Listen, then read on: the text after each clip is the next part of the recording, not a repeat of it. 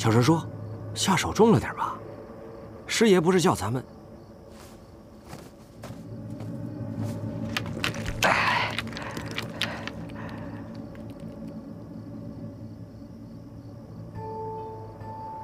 出来，无论何时，千万不要在任何人面前显露你的本事。可是爷爷，你教我练功，你得告诉我什么时候能用啊？什么时候能用，爷爷说不好。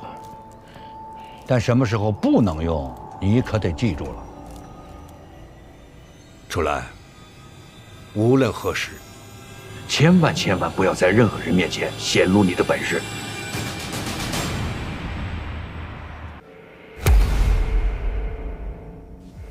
张楚岚，别起来了！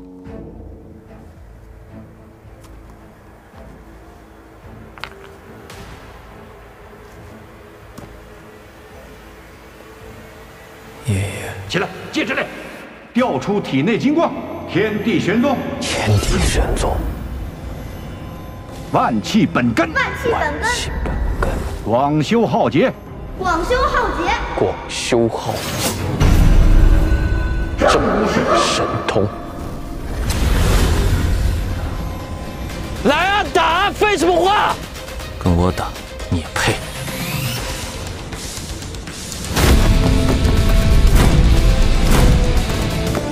你狂什么？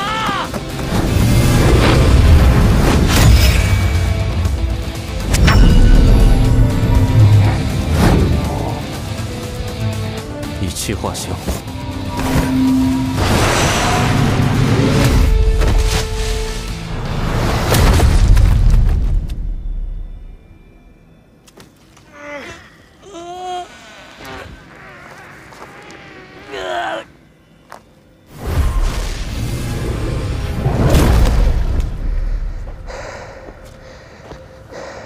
不管你爷爷是谁，都是龙虎山的叛徒。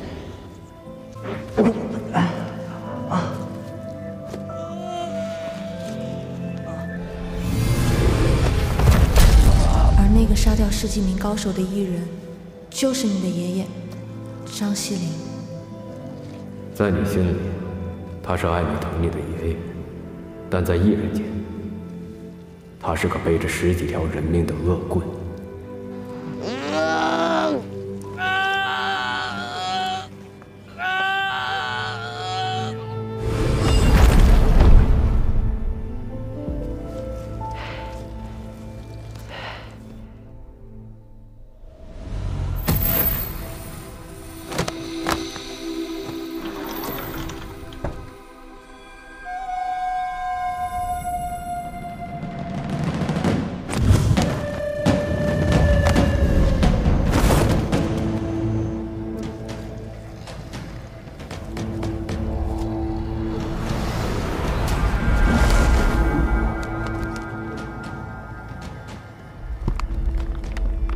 就算拼了命，你也就只有这点斤两。我不知道你爷爷是怎么偷学到金光咒的，不过我绝不允许你这种来路不明、又没有力量的人玷污天师府的山门。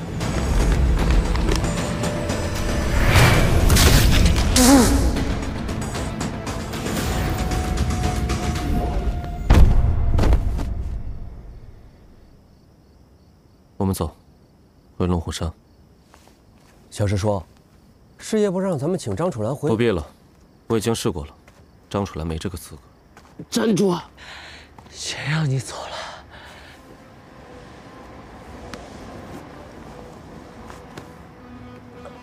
张楚岚，你就别再站起来了，小师叔不会再对你出手了。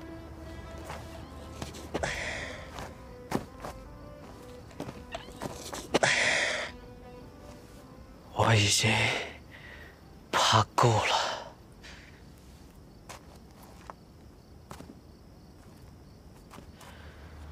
这些年，爷爷一直让我隐藏自己的能力，让我不要出头，因为我在普通人眼中是个异类。我藏的真的很辛苦。老实说，当我知道异人消息的时候，我真的很开心。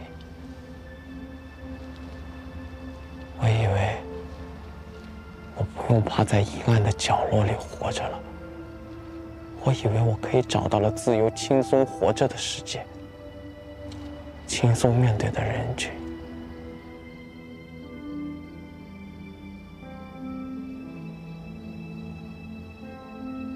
结果呢？因为一个什么破气体源流，我在你们艺人眼中还是个异类。我已经不知道该怎么面对这些了。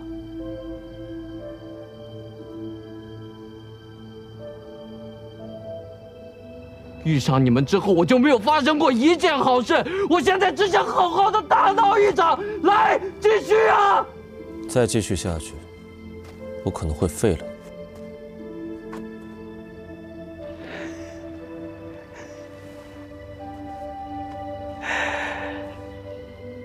那就试试看啊。好，那我满足你。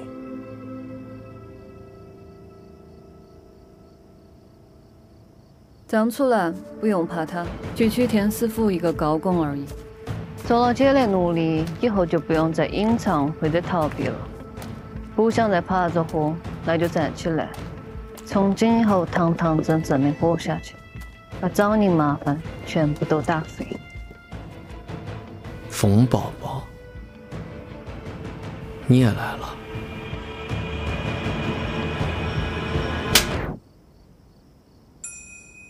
叫我啥子呢？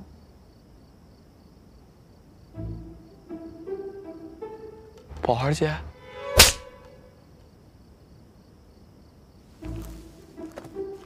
对不起，主人，我错了。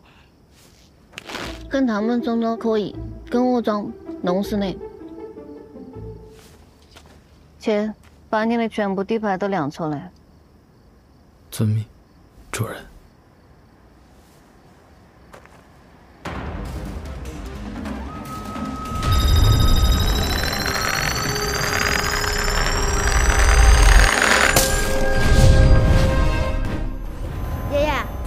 我这金光够亮了吧？不用再天天逼着我练了吧？差远了，还早呢。爷爷为什么让你练金光？它不过是个基础。如果金光达不到一定的程度，接下来你没办法学爷爷教给你的东西，真东西，知道吗？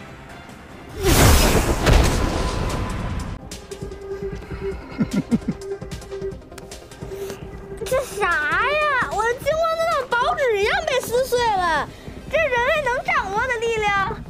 你要是学会了这个，这将是你最强战力。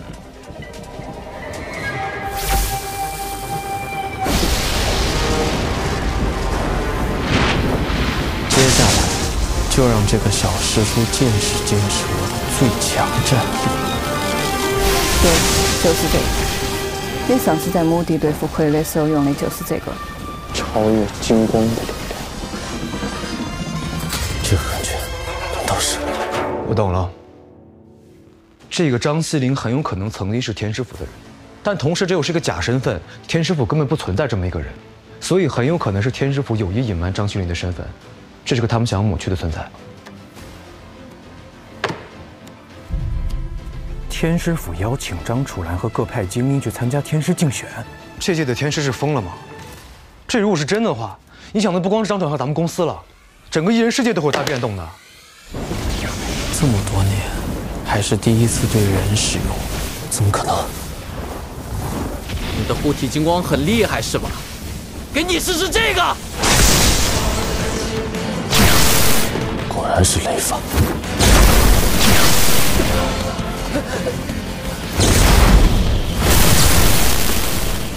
张楚岚会金刚咒也就算了，他居然会雷法。可他的雷法跟小师叔的不一样，摆设更像老天师亲传的。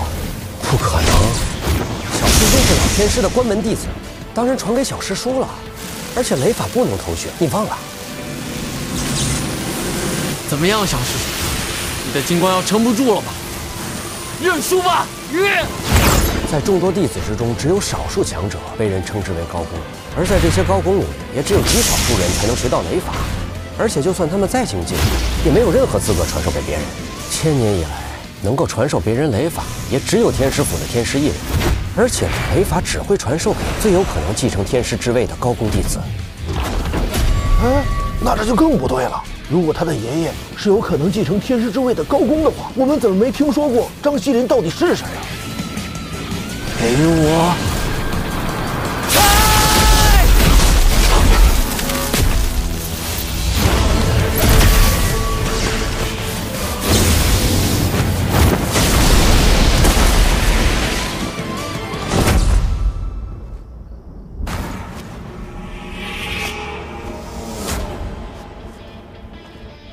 接下来我会把你的金光彻底击碎。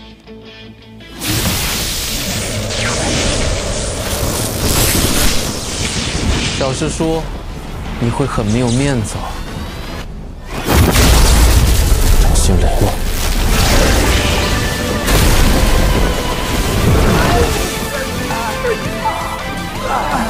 难道那个他也能用？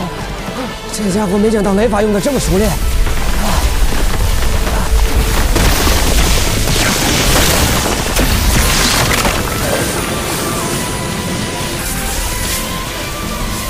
又是一样的功夫，不对，黑色的气。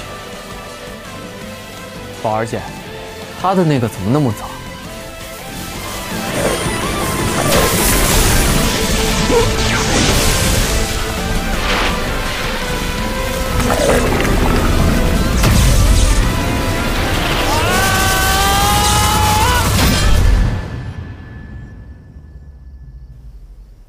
别慌，姐找到你。那个啥子小师叔，打狗还要看主人。你再要继续，我就是你的对手。这姑娘什么来头？小师说的掌心雷，没想到这么别啰嗦，我知道。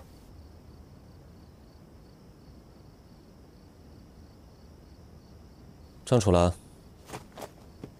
我现在代表龙虎山天师府正式邀请你，参加2个月之后龙虎山的艺人演武大会。这场比试会公开选拔下一届天师继承人。张楚岚，你的资格被承认了。你有毛病啊！我有什么资格需要你认可啊？你难道不想知道，你爷爷为什么会天师府的功法？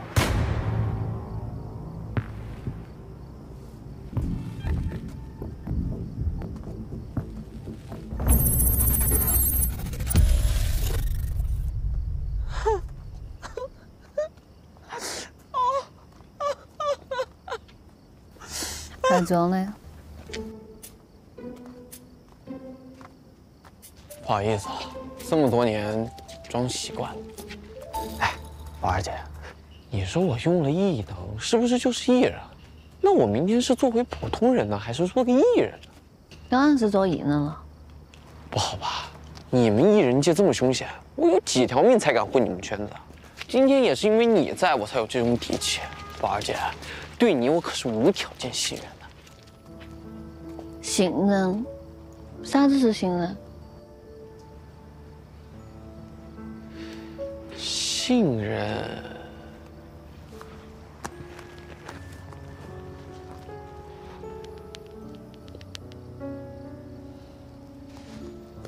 应该就是这个意思。信任是一个汉语词汇，拼音词是信任，一字相信，二字一直坚定能将信托付，三字互相。 其实我觉得这些都不重要，我觉得信任就是无条件到你努力。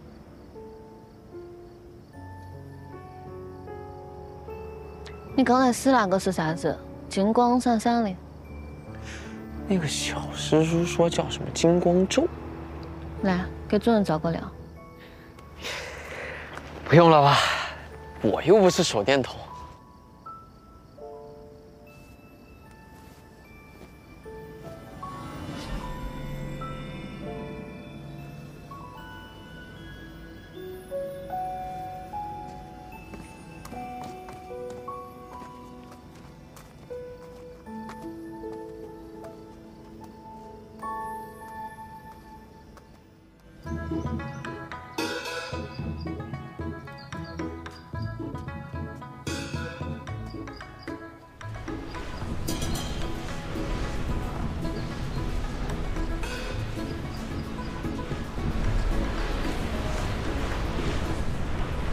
你们干嘛呢？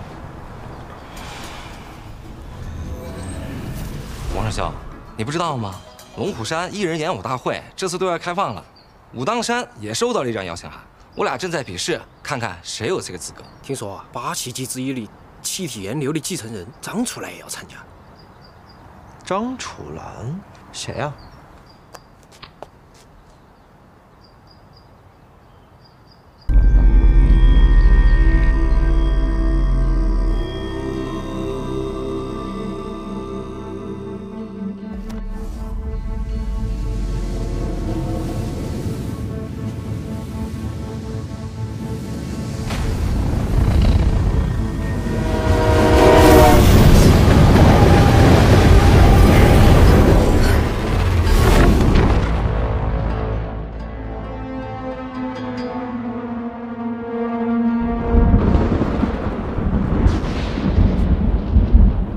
王爷，你认识我？你终于来了。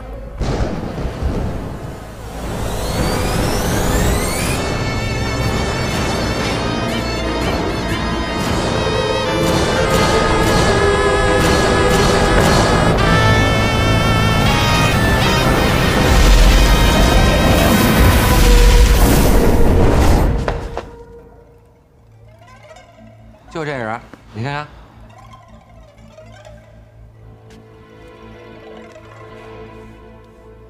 太师爷，小王爷，太师爷，这一人演武大会，我也想去试试，能不能把这个名额给我呀？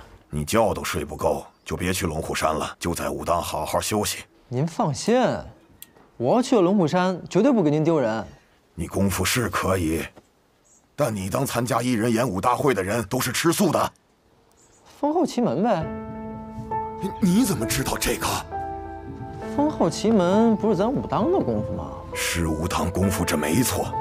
可你知道一人界有多少人惦记这门功夫吗？甲申年间围攻武当山，是我哥周胜和洪师兄、方师兄他们拼了命才守住的。后来，世人都以为这门功夫失传了。如果封后奇门再次现世，武当必遭灭门之灾呀！太师爷。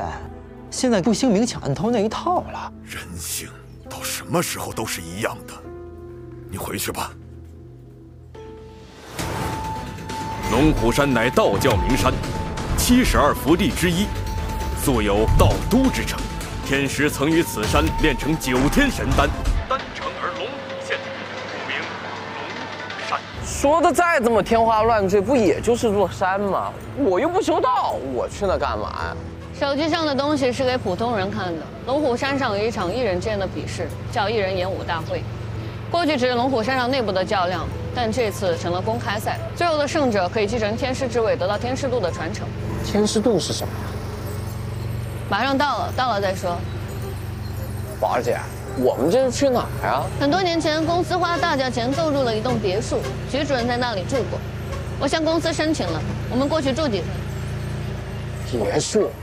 徐主任住的，宝儿姐，你这是要带我去度假呀？可以这样说。那还等什么？开快点啊，宝儿姐！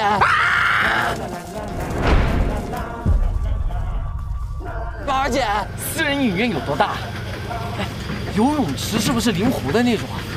再不行的话，总该有个私人健身房吧？到了。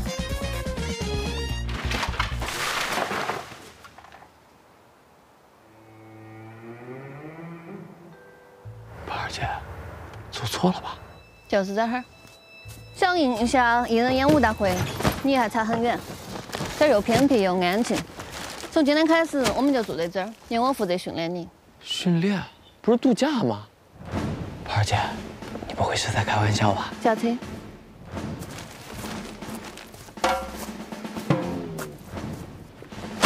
我刚说你可能没理解。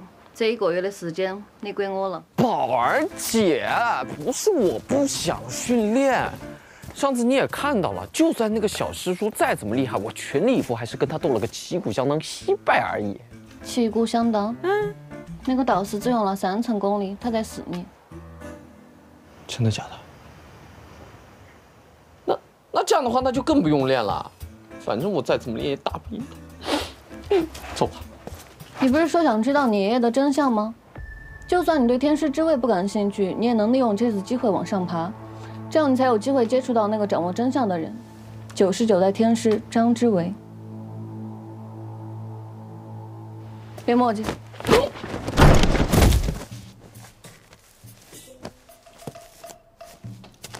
第一个训练，打扫卫生。这张楚岚啊，虽然说也会金光咒和雷法，但是根本就不是我小师叔的对手。凌月，你是怎么跟张楚岚对的招啊？你明天下山帮为师找一个人，你试试，看他够不够资格。什么资格？继承天师座的资格。你这打架打赢了，你愁眉苦脸的干什么？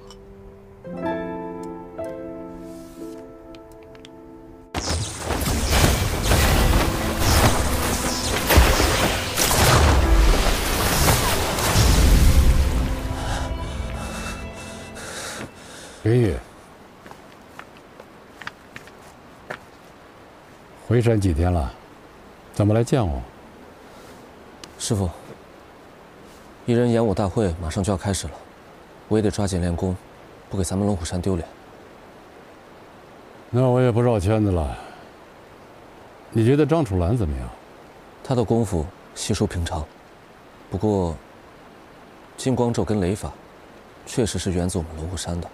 那你觉得他人品如何？这个我也不太清楚，但总觉得他有一些油滑，我不喜欢他。人活的目的不一定是为了讨人喜欢。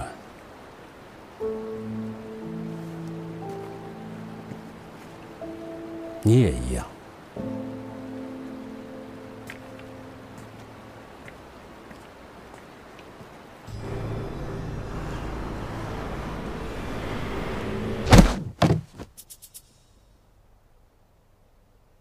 你打我干嘛？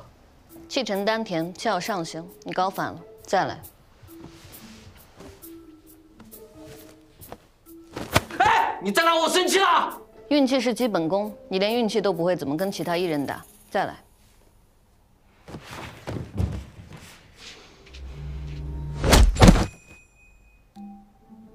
我还没开始你就打我，还没开始就错了，运气的姿势都错了。我已经很久没见过你这种废物了。马二姐，别动。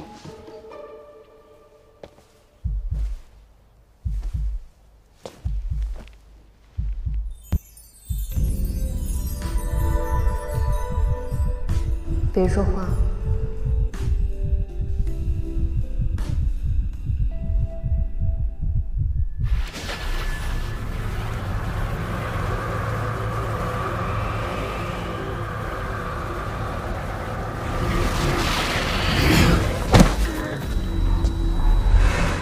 放我老你到底对我做了什么？当你忍不住的时候，多谈自己，那不谈到什么时候觉得你就忍住了，还是忍。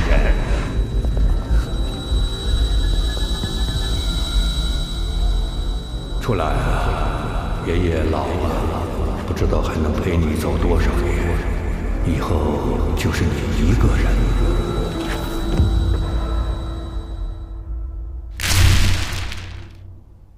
起来练功。风宝宝，你有没有人性啊？我都晕倒了，你还要我练功？你那个不是晕倒，刚才我传了一个功法给你，方法已经印在你脑袋里，剩下的就是按照方法多加练习了。真的，好像脑袋里突然多出了很多新奇的方法。你的金光咒和雷法虽然都是不错的功法，但是短短1个月的时间没法让你的实力飞跃。试试我这个。你这个功法叫什么？我自己管它叫老农功。老农功，这么奇怪的名字。风宝宝，你干嘛？干嘛？去冲凉啊！我还在这里呢，你知不知道什么叫害羞啊？害羞？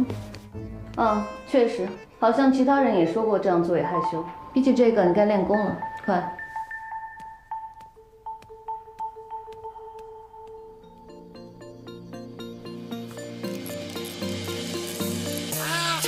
像啊，夏天的傍晚，雨水的头发，日落后见到时自然自然感，动起来，唱起来，温暖温暖不离快去练功。每次伤心的时候，翅膀就再起一点。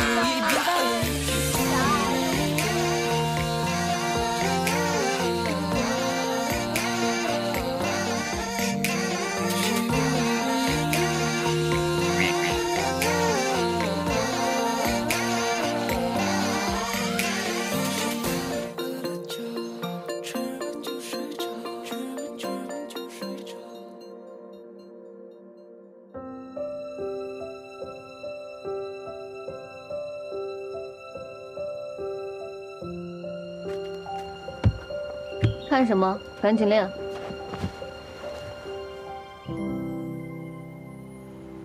你的气走偏了。你怎么知道？为什么你的气老是走偏？几次都是这样，苏总是不由自主的往下流。你穿成这样，我的气不走偏才怪哎。哦，也是，那我去换身衣服。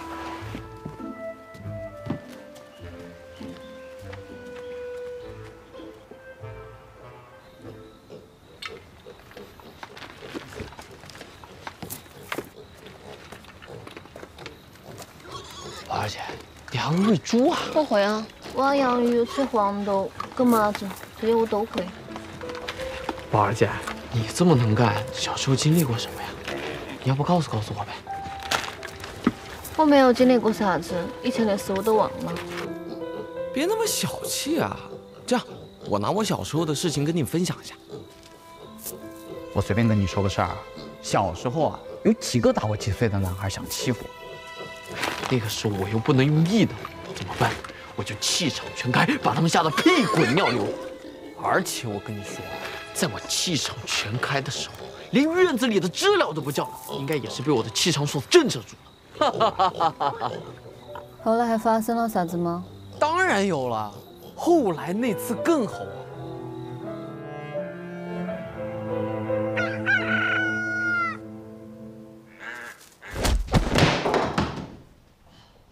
偏了又偏了，还是偏。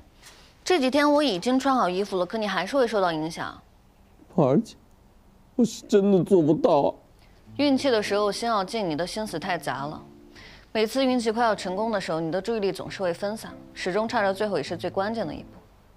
静治沙的存在原本是为了让你保持专注，但现在反而成了你的阻碍。其实这个男生真是麻烦。我也不想这样，这难道怪我吗？ 禁治沙不是你的错，但被禁治沙影响就是你的错。这个问题需要解决，是你自己动手，还是我来？宝儿姐，我可以的，你相信我一次。在这儿等我。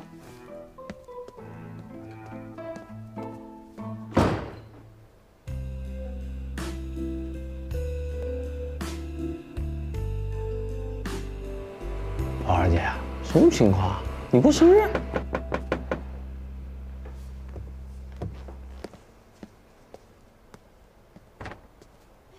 嗨，宝姐，漂亮！嗨，宝姐，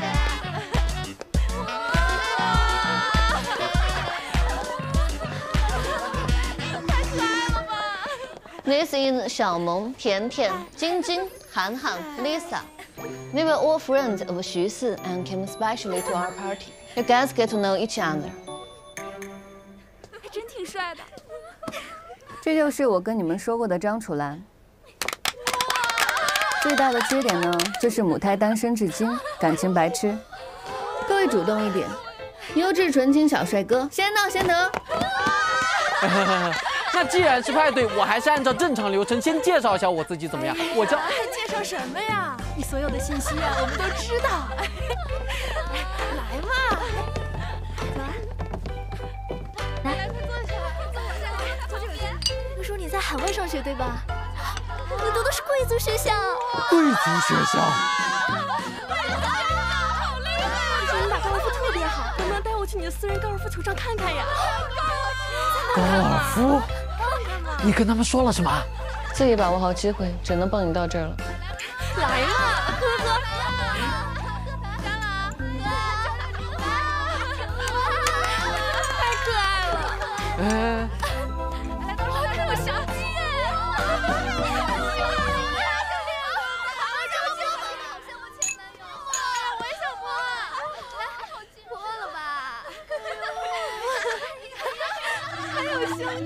够了，够了，够了，够了，够了，够了，够了。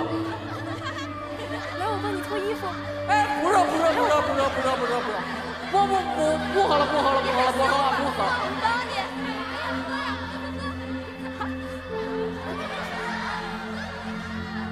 冯宝宝，把我当什么了？你是个脑残，瞧你长了一脸倒霉相，你到底是有多傻才会相信自己这样的货色会有姑娘投怀送抱？我已经很久没有见过你这种废物了。滚！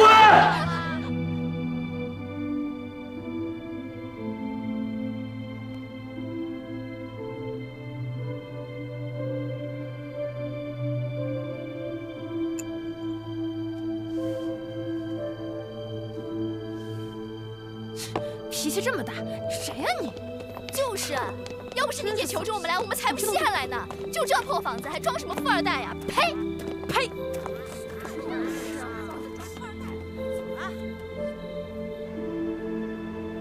窝囊废，没人要的废物。原来在你们眼里，我就是这样的。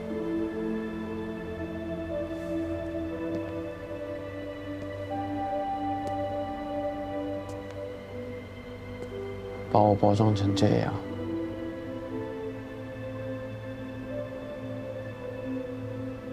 但其实，在你眼里，我还是个没有人喜欢的废物，对吧？破掉禁止杀，这不是你一直想要的吗？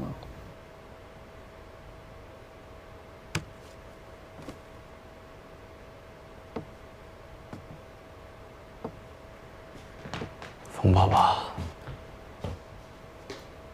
这场主仆游戏结束了。你说什么？之前我爷爷一直让我隐忍自己，那是因为他不想让我踏进艺人的圈子，所以我才听我爷爷的，隐忍了这么多。现在我已经暴露了，隐忍也没有意义了。而且我发现，我越当孙子，你们就真把我当孙子。回来，你晓得继续往前走，你会有啥子下场吗？我知道，冯宝宝，我打不赢你。我也知道，我继续下去，我可能连命都会留在这里。但如果我不继续下去的话，我的尊严就丢在这里了。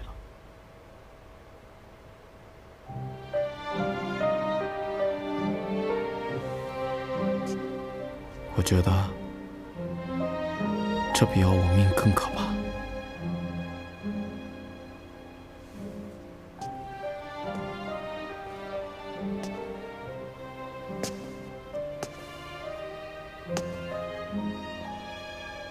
回来！回来！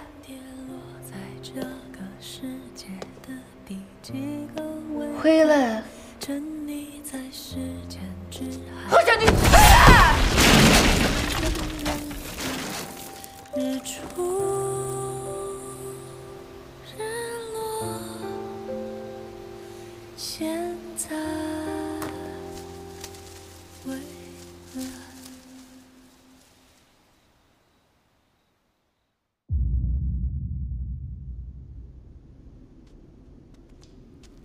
红爷，今儿我给您带了热干面。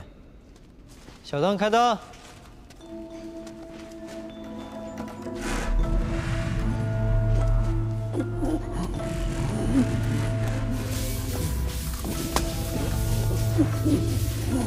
红爷，您怎么了？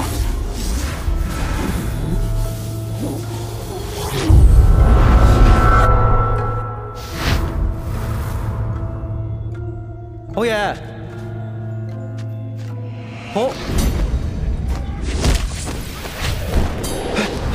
不用躲，那是没散尽的影子，伤不了你。这些都是什么人啊？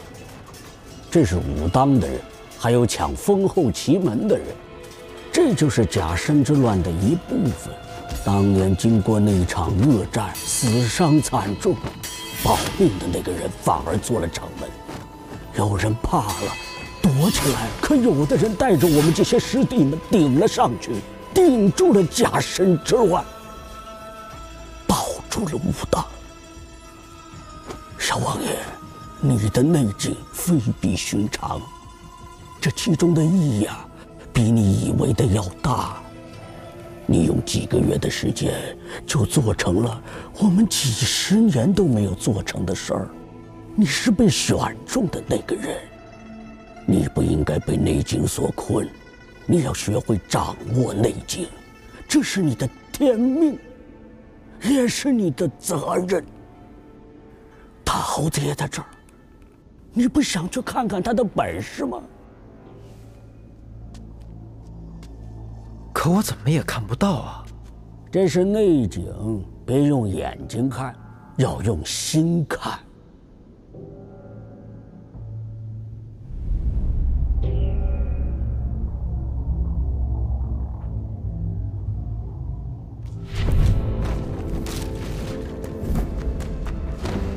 几10年了，所有人都误解了你，又有几个人能真正的理解你？别光看，用心学。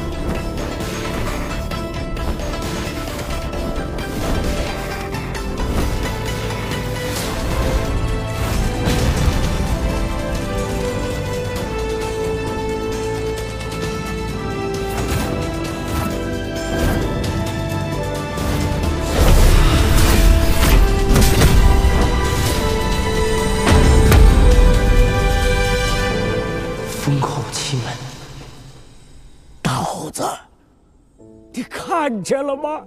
你后继有人了。封后奇门，后继有人啦！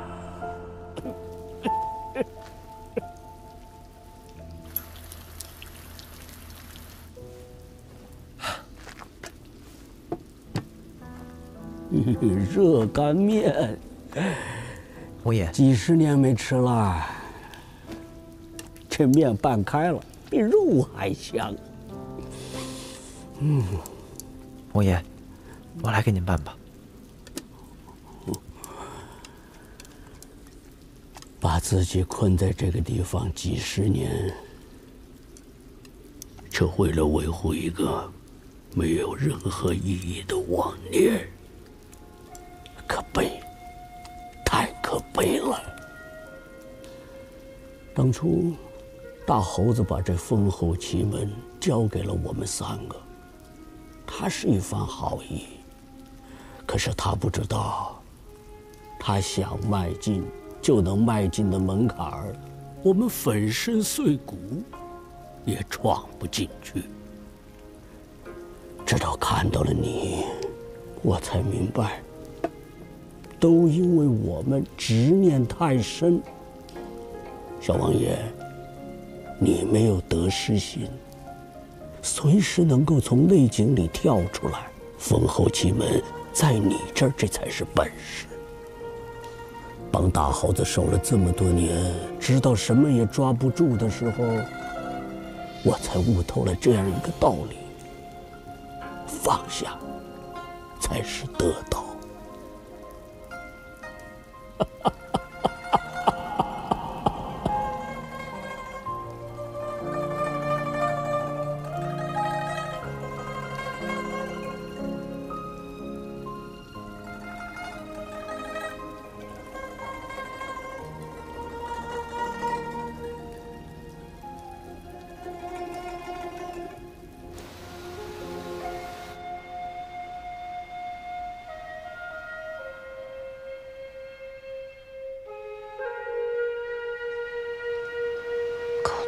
差了，我可差了。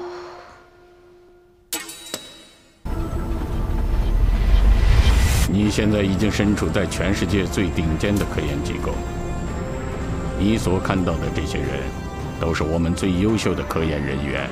记得我刚入职的时候，我们还要秘密地从国外进口一些高新仪器。经过这些年的开发研究，这些设备我们已经全部都可以自主生产了。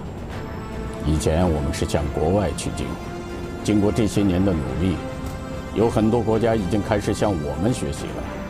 我们基于我们的民族文化，在这条高新之路上，已经走到了全世界的前沿。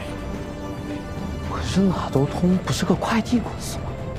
你说的没错，送快递只是我们的副业，你现在看到的才是真正的哪儿都通。自我介绍一下，哪儿都通路北大区负责人徐翔。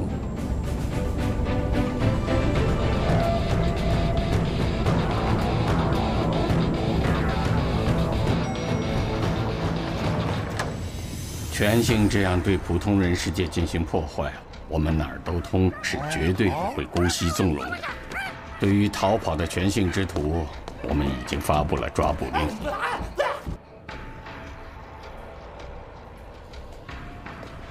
你们哪都通究竟在研究什么呀？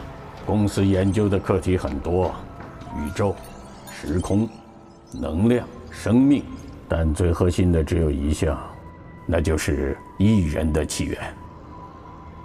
艺人的起源？楚岚，你也是个艺人。您可别乱说，我跟你们可不一样。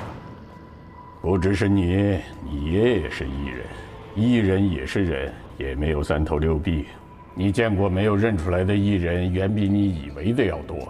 而我们判断一个艺人的标准，就是看他能否使用一般人无法调度的一种能量。这种能量，古代人管它叫做气。这种特殊的能量可以转化为超越常人的能力，也就是异能。我们研究的就是气的起源。那你们找到答案了吗？你听说过暗物质吗？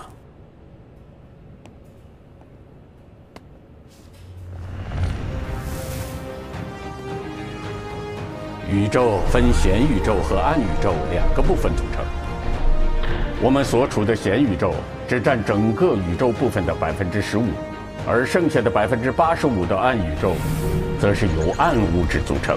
暗物质是人类现阶段科研还未曾了解的宇宙能量。但是经过我们的研究发现呢，在显宇宙和暗宇宙之间，存在着能量形式的物质交流。这种能量就是暗能量，在我们国家的传统文化里，其实很早以前就有了，就是气。您不认识我，我也不了解你，你就把这么多秘密告诉我，不怕我传出去啊？你是想把我关在这个地方一辈子？张楚岚，我代表哪都通，正式邀请你加入公司。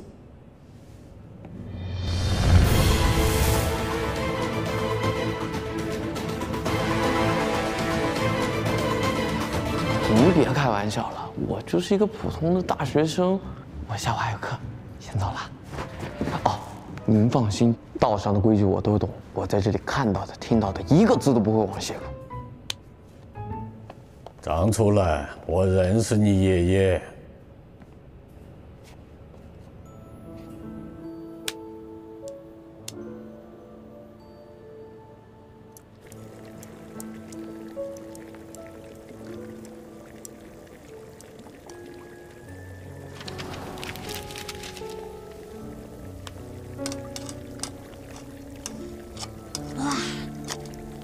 老爷子，你的第一代身份证啊，该换了。孙主任，啥第一代、第二代呀？不都是一样用吗？再说我都这把年纪了，你说，别新证没下来，我人先下去了。来，今天来啊，还是有件事跟你商量啊。你看楚岚呢，年龄还小，父母呢又不在了，您老也这么大年龄了，咱县里有个寄宿学校，要不要把楚岚送到那里？也有老师帮忙照顾，包吃包住。不光有老师教文化呀，还有一帮小伙伴陪他玩呢。你说行不行啊？我就这么一个宝贝孙子，只要我活这一天，我就不会把他送到别的地方去。谢谢。哎，老爷子，我刚才看身份证，你都快90了吧？你说万一哪天你要是有个3长2短的，这出来也没人照顾。呸！我身体硬朗得很呢，你瞧瞧。我说主任，别看你年轻，咱俩打一架试试，你不一定打得赢我。我肯定打不过你。哇！哎呀，哎呀，完了！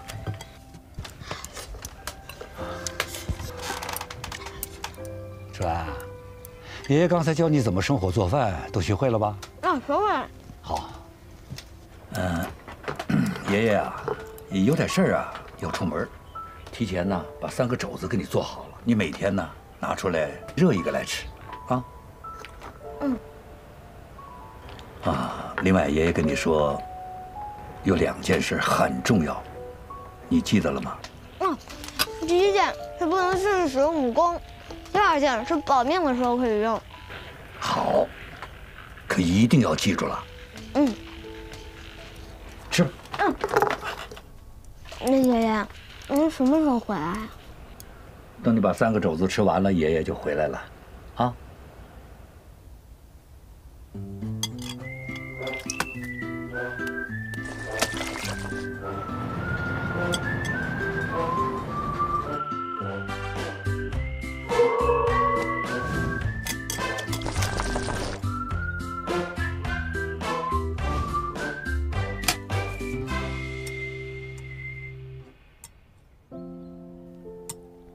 最后一只肘子也吃完了。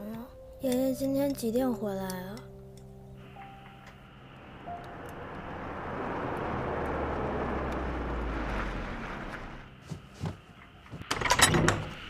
爷爷，爷爷您回来了！爷爷。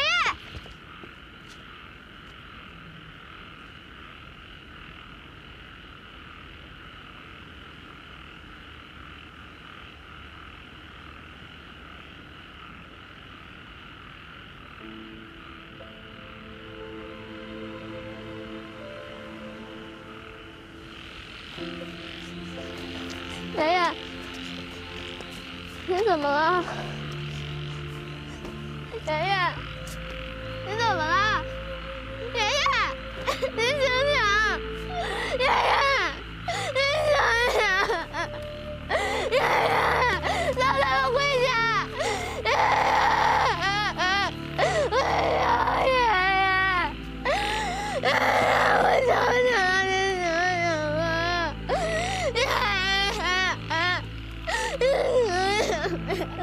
爷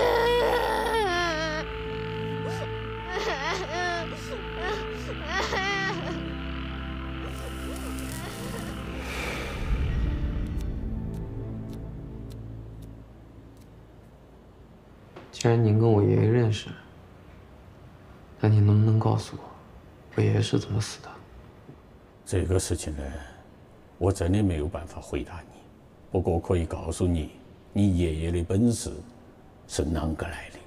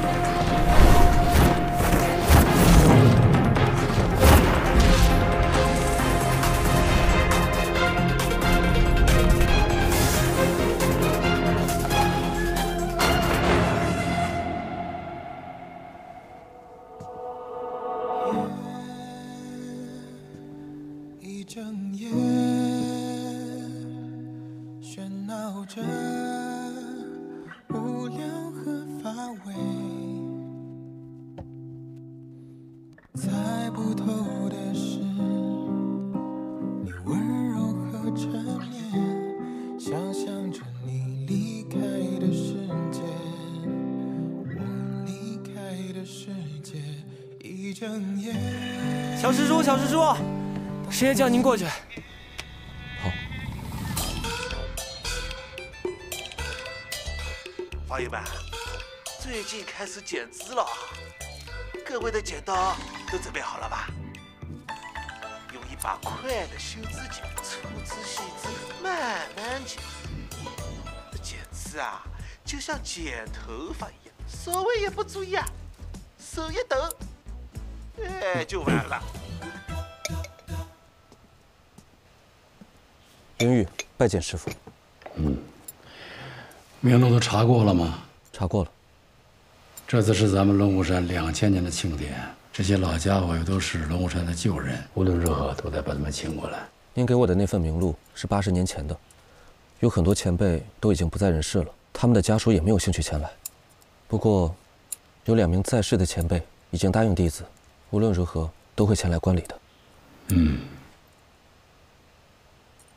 师傅，这一份名录上面有一个被划掉的名字，弟子怎么查也没有查到，应该是龙虎山的前辈之一，张怀义。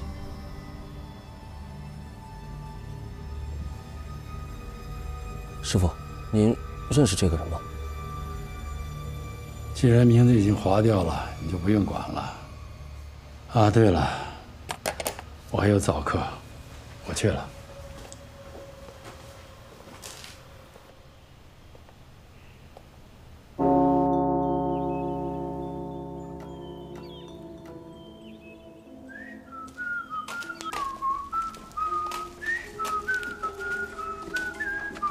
黑不黑呀？也不开灯。小灯，开灯。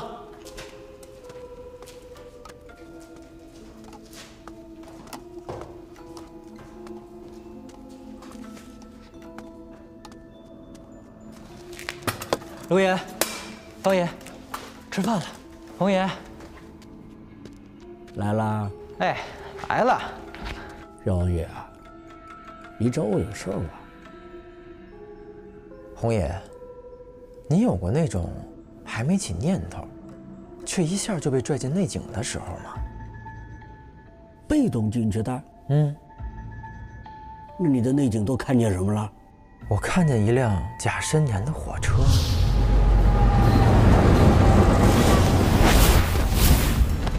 上面还有一个我从来没见过、满脸是血的年轻人。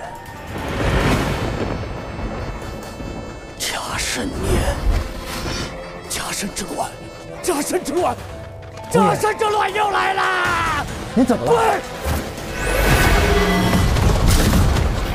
胡言，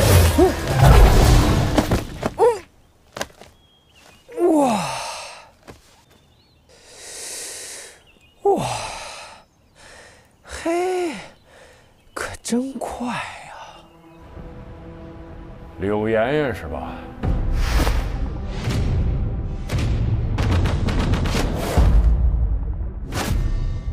湘西柳家的唯一传人，傀儡术闻名天下。几个月前，你老爸找到我们，说你离家出走了，让我们帮忙找人。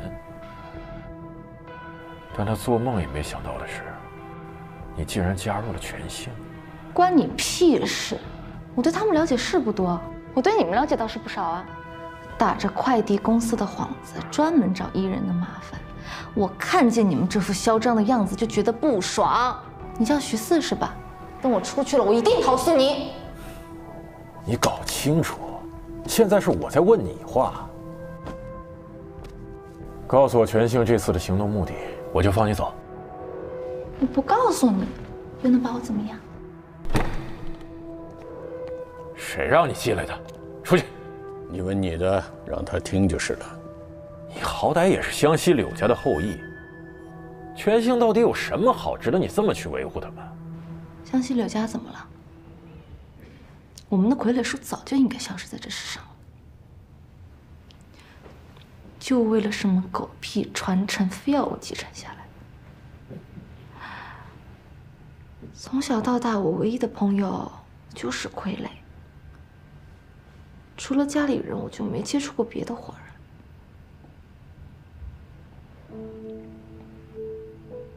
他们说，傀儡师未成之前，不许我接触普通人。好啊，所以我15岁之前，我一次门都没有出过。可等我彻底学会傀儡术之后，他们又让我像个普通人一样，让我老老实实的过日子，不许我使用能力，不许我控制傀儡。那我这15年来到底在干嘛？我去质问他们，他们说这是为我好。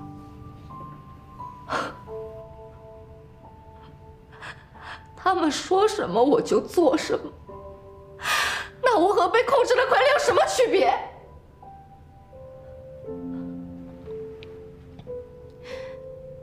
一人使用异能有什么不对？你问我全息哪里好？他们没什么好，就是让我觉得自在而已。丫头，你想要自由自在是吧？那不要规矩的后果，你做好承担的准备了吗？能够承担异能带来的责任和力量，这才是艺人该有的规矩。规矩也好，原则也好，不都是你们定的吗？把权性说的跟过街老鼠一样，我看你们才是真正的地痞流氓。抓你是在救你，权性没有规矩，也不讲原则，那其他艺人对待权性自然也就不再讲原则了。权性的仇人不计其数，一旦权性的门人落入任何人手里，任凭怎么惩治，都不会引起他人的非议。小子，你干嘛？刘爷爷，你说你不喜欢家人管教，觉得像受控制的傀儡一样，所以才离开了家。我10岁那年就没家人了。我一个人生活，一个人吃饭，一个人对墙说一天的话。可我张楚岚都没觉得惨，你惨什么呀？我就想平平淡淡过完这辈子，哪怕是混吃等死。我就这么一个小小的愿望都被你给搅黄了。如果不是因为你偷了我爷爷尸体，我本来可以平凡的过完这辈子。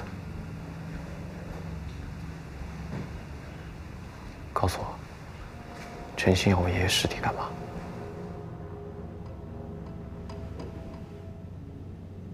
是记忆，他们想要的是张心凌的记忆。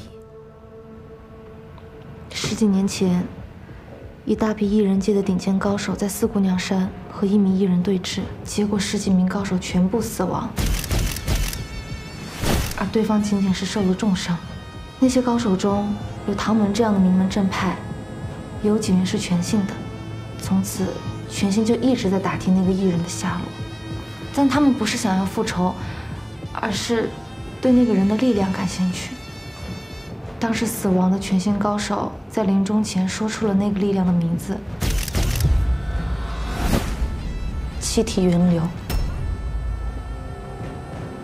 而那个杀掉10几名高手的艺人，就是你的爷爷张西林。徐主任，我们找到张西林的棺材了。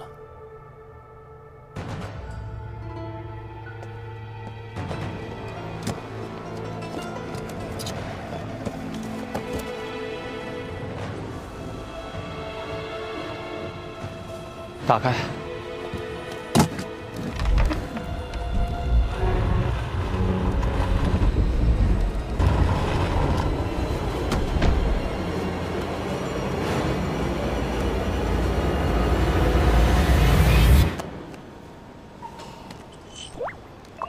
瓜果皮再干也是湿垃圾，湿巾再湿也是干垃圾。我们用的东西是垃圾。张西林的尸体我们已经用完了。有件事情特别困扰我，张楚岚，你说你爷爷现在属于干垃圾还是湿垃圾呢？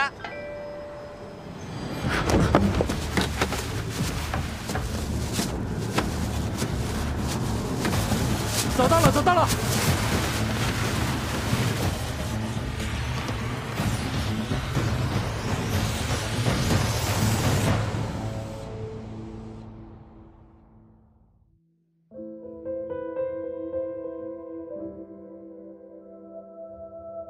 楚岚，不管遇到什么困难，一定要抗住，不丧气，要忍，忍，还是忍。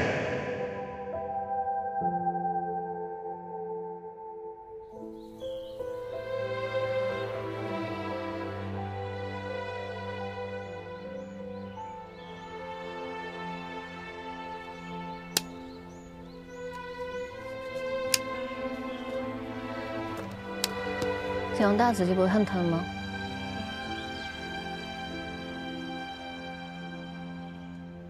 那你告诉我，我应该怎么做？你不应该打自己，应该找到那些伤害你的人，打他们才对。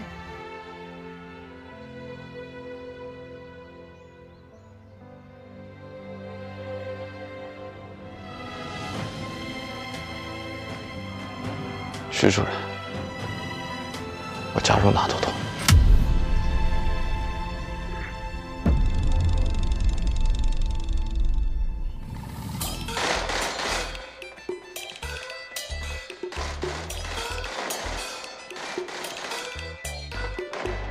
有锯吗？给我来把锯。好。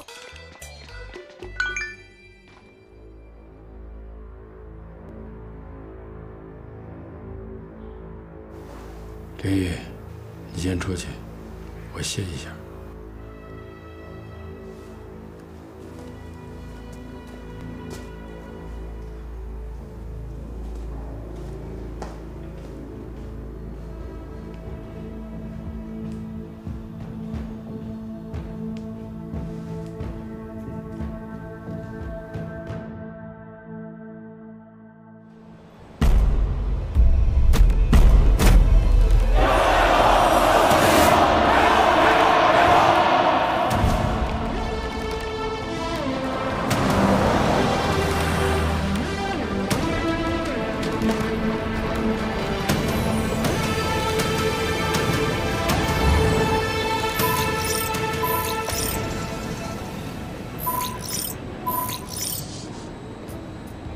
这里是入库区，在这里接受订单、检查货品之后才能分配入库。你的工作很简单，按这个就可以了。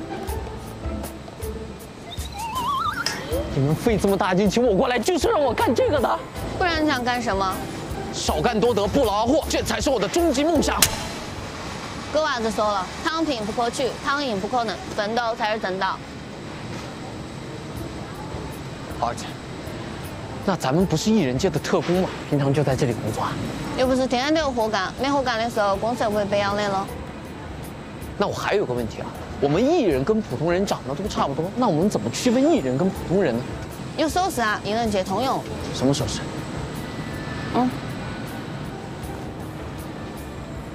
这么简单啊？才学会啊！宝宝，出点事儿，你跟楚岚给我来一趟。 艺人隐藏在普通人中生活，哪儿的通作为管理机构，会有相关注册登记，对每个艺人进行统一管理，确保艺人行为不会影响普通人世界。每个艺人都会有相应编码。那我也会有自己的编码？当然了。Sir， 先用你的登录一下吧。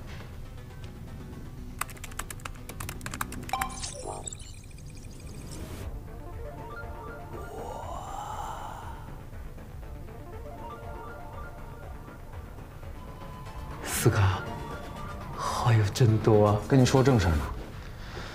前几天，全信终于将你爷张锡林的尸体还回来了。可就在刚刚，他们把你的资料在网上发布了，所有艺人都能看得到。他们曝光我干嘛呀？你仔细看，重点在最后一句。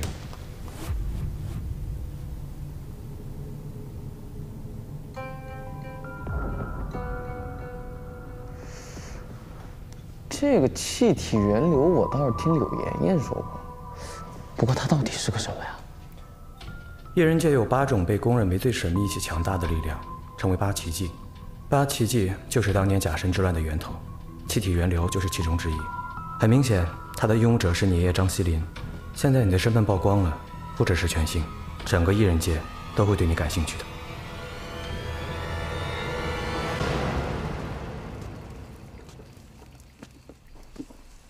老天师，您怎么还没睡啊，老天师？哎呀，这都几点了？你是不是要学我不睡觉？小青子、小雨子，你们先出去。是。师弟啊，我也睡不着，过来找你喝杯酒。师兄，你这是怀疑的？他人不在，但龙虎山总得给他留个位置。也是啊，师父收了那么多的徒弟，咱们三人的关系最好了。若不是他惹出这般祸端，我也不至如此。咱们三人在这龙虎山几十年到今日，岂不快活？这杯敬你。你身体虽然这般状况，却谨记师父的教诲。这许多年都没有轻生，转眼你我100岁有余啊！这都是修行的福报。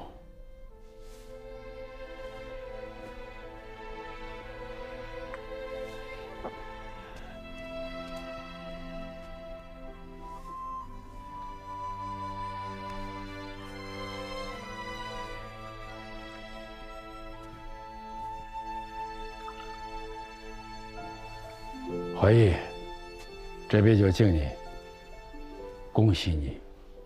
我今日才得知，你有后了。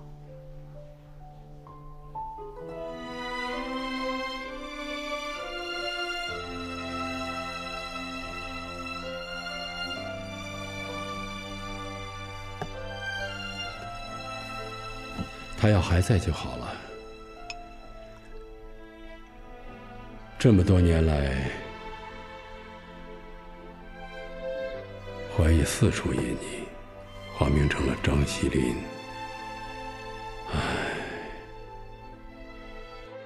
最后只留下一个孙子，叫张楚岚。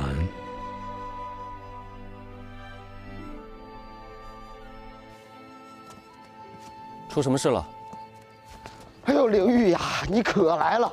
这师傅跟师叔在里边喝酒都喝2个小时了，还没出来，叫人也没人应，我这担心的很。师傅最宠你了，要不你去看看？师兄，你是怕闯进去之后被骂，所以才叫我过来顶包的吧？你臭小子，你说什么呢？我是那样人吗？咱们都是亲传弟子，分什么你我？快去，去！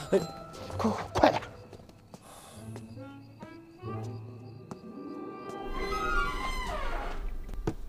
灵玉，来，喝2杯。师傅，田师叔，你们已经喝多了。为师让你喝，你怕什么呀？师傅，别再喝了。嘿，你这个徒弟啊，哪儿都好，就是太认真了，太认真了。师傅，田师叔，你2位的话，弟子怎么越来越听不懂了？外面天色也不早了，赶快休息吧。啊，你不懂不要紧，以后就会懂了。你明天下山去趟新浦市，帮为师找一个人。你试试，看他够不够资格。什么资格？继承天师都的资格。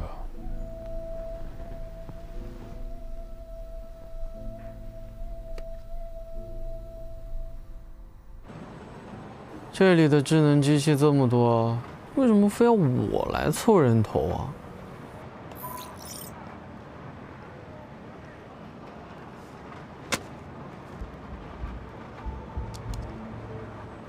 张楚岚，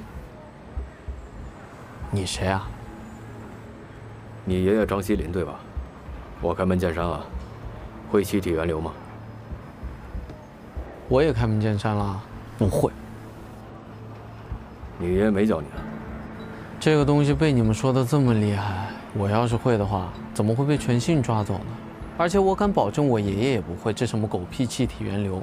他要是会的话，也不至于带我东躲西藏这么多年。张楚岚，你爷爷本事大了，10几年前在四姑娘山发生了一起大案，10几名艺人死在现场，全都是高手，而凶手呢？停！你这个故事我已经听过了，你就想告诉我凶手是我爷爷，对吧？这个案子我跟了10几年，昨天才知道凶手就是你爷爷，张锡林。你们口口声声说凶手是我爷爷，证据呢？案子发生在当年的白鹿，对吧？而你爷爷也是在第2天晚上去世的，对吧？你刚才也说了，案发地点是在路南的四姑娘山，而我爷爷是死在路北的老家，这中间相隔了几千里，所以我爷爷跟这件事一点关系都没有。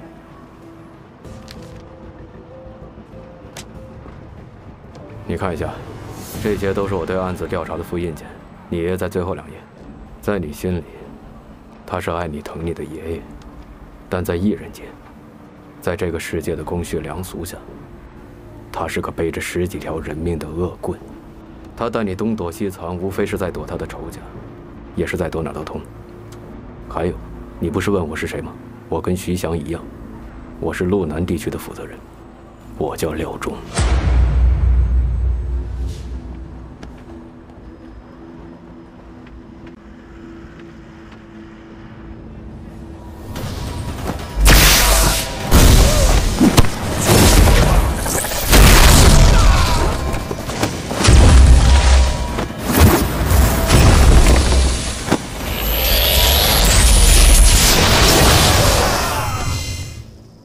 你看，张锡林死前竟还以一己之力灭掉10几位高手，但还是没有看到这些记忆中有关气体源流的线索。这得慢慢来。还得等多久？一辈子的记忆，谁知道张锡林什么时候用过气体源流啊？我尽快吧。可我的3年之期马上就到了，我这边很快就能成功。气体源流是解开假参之乱秘密的关键，到时候你的东西出不来，全县那帮老家伙肯定不会放过我。这是你的事情，带掌门。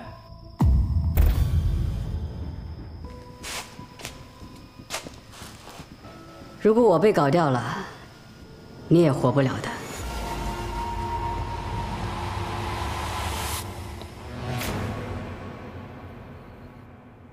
在你心里，他是爱你疼你的爷爷，但在艺人间，在这个世界的公序良俗下，他是个背着10几条人命的恶棍。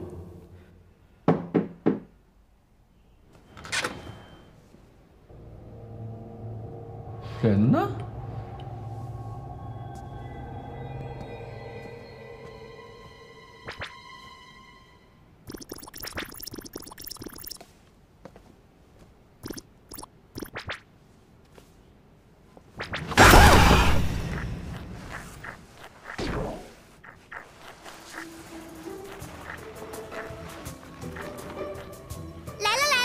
我的娃娃就是效率。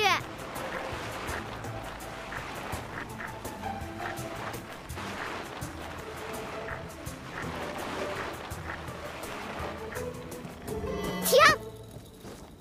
我看看，这个传说中的张楚岚长得什么样儿？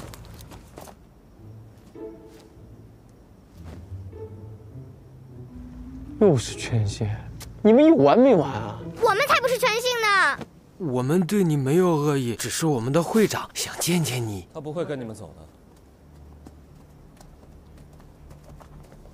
奉家师之命，我们会把张楚岚带回去。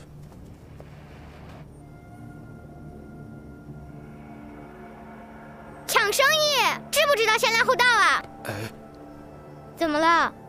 我说错了吗？他们可不是一般的艺人，这下难办了。3个道士，大晚上的 cosplay 啊！我告诉你们啊，我呢就只是一个普通的大学生，我明天还有课，先回去了。小师叔，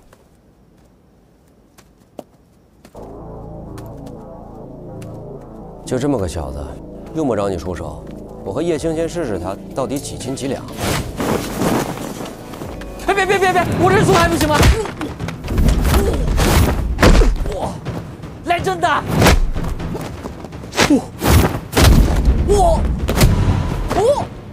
你不是会气体源流吗？你打他呀！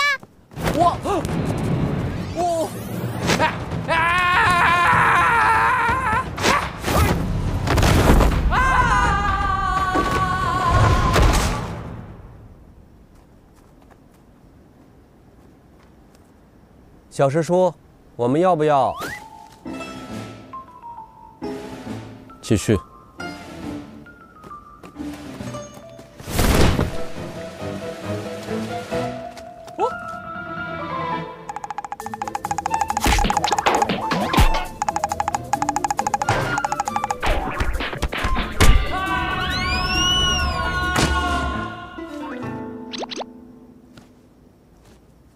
小师叔，咱们还是算了吧。你看这小子啥也不是，你还好意思？你打一个啥也不是的人，你是啥呀？吉云夜星，你们先退下吧。小师叔，这小子他根本就……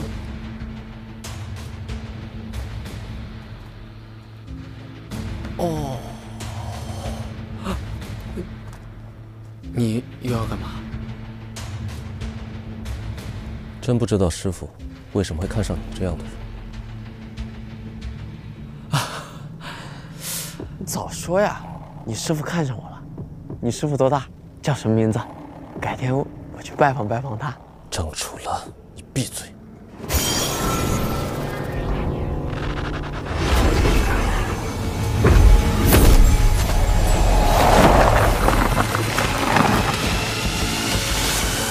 你说咱爸到底在打什么主意啊？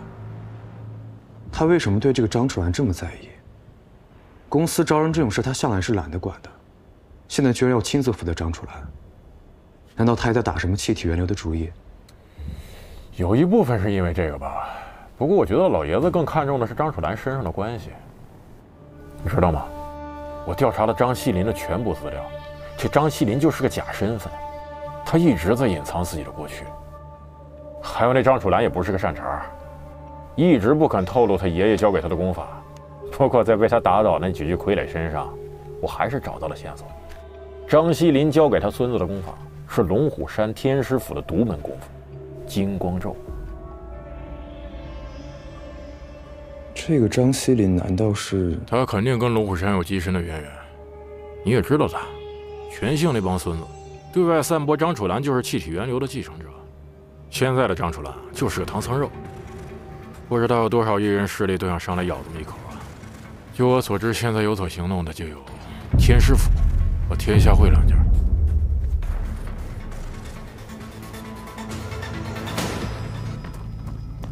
你也会这个，我也会，咱俩一家人，别打了。谁跟你一家人？我爷爷从小就教我这个，不是一家人怎么可能会？不信我给你看啊。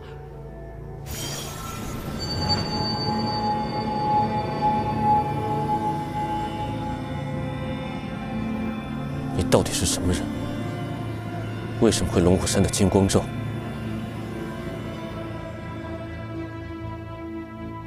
这个叫金光咒啊。还有，你爷爷是谁？让他和你一起到龙虎山请罪。都是一家人，说请罪这个话就见外了哈。龙虎山的金光咒不能外传，不管你爷爷是谁，都是龙虎山的叛徒。怪不得你也这么不堪。原来他也是这样的人，真是遗传。你爷爷才叛徒，你全家都叛徒。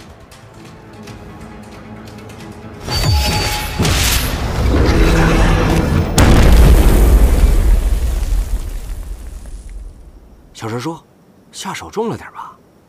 师爷不是叫咱们……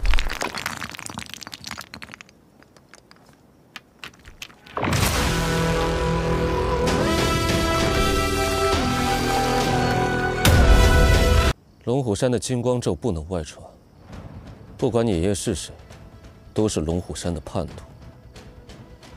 怪不得你也这么不堪。